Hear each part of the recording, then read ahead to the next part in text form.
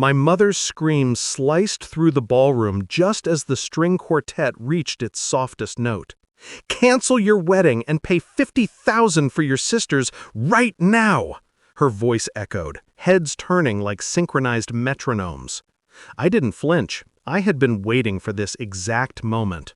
When I refused, calmly, publicly, her face twisted into something feral. She grabbed a coffee cup from a passing waiter and hurled the boiling contents at me. The burn shot across my cheek, sharp enough to steal my breath, and my scream cracked open the room. That was the instant my fiancé, Daniel, stepped in.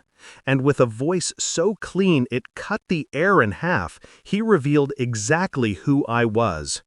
My mother fainted before he even finished the sentence. And honestly, that was the least dramatic part of the evening. Back then, I used to think my mother loved me in her own jagged, lopsided way. I used to think I just had to earn it. Be quiet, be convenient, be useful. My sister, Leah, learned early on how to weaponize that imbalance. She was the shining daughter. I was the placeholder. For years, I convinced myself that their demands were normal. Family sacrifices, obligations, whatever word would keep the peace.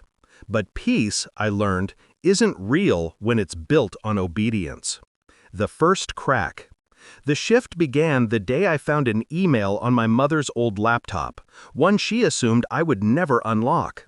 It was addressed to my late father's attorney. A single line changed everything. "Transfer the entire inheritance to Leah. The other one doesn't need it. She'll do whatever I tell her." I remember staring at the screen, the room humming, the truth curling around me like cold smoke. My father left everything to me. She had been stealing from me for years. That was the first undeniable betrayal.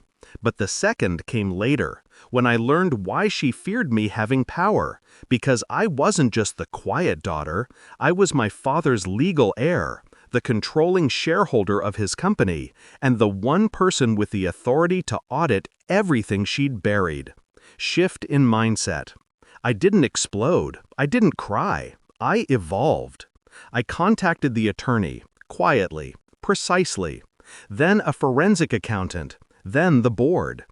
Every conversation felt like sharpening a blade, slow, intentional, silent. My mother thought I was preparing for my wedding. I was preparing for her downfall.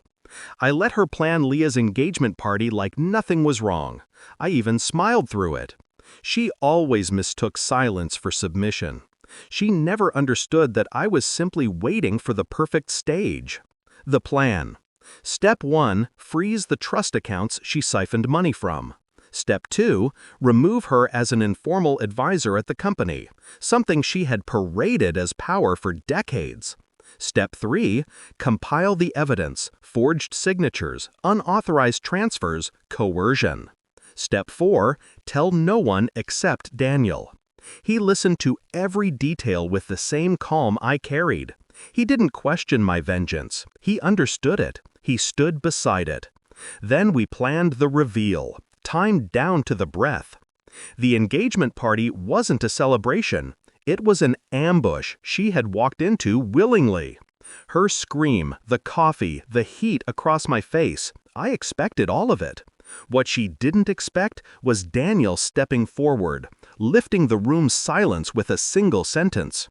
"Before you embarrass yourself further, might I remind everyone that my fiancé is the rightful owner of the Harrington estate and the majority shareholder of Harrington Industries."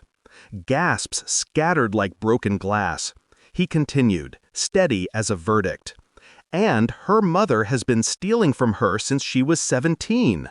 The accounts were frozen this morning. The board has been notified. Legal action is pending." My mother's knees buckled. Leah turned white. Half the family backed away like I'd grown wings or horns. I didn't say a word. I didn't need to. Watching her hit the floor was the quietest, cleanest closure I'd ever felt. Aftermath. Hours later, when the paramedics left and the guests whispered themselves into silence, I touched my cooling cheek and felt nothing but clarity. My mother used to tell me I was fragile, breakable, but she mistook my restraint for weakness. The truth was simpler. I was patient, and patience is its own form of power. As Daniel wrapped an arm around me, I finally let the truth settle into my bones. I didn't lose a family tonight. I exposed one.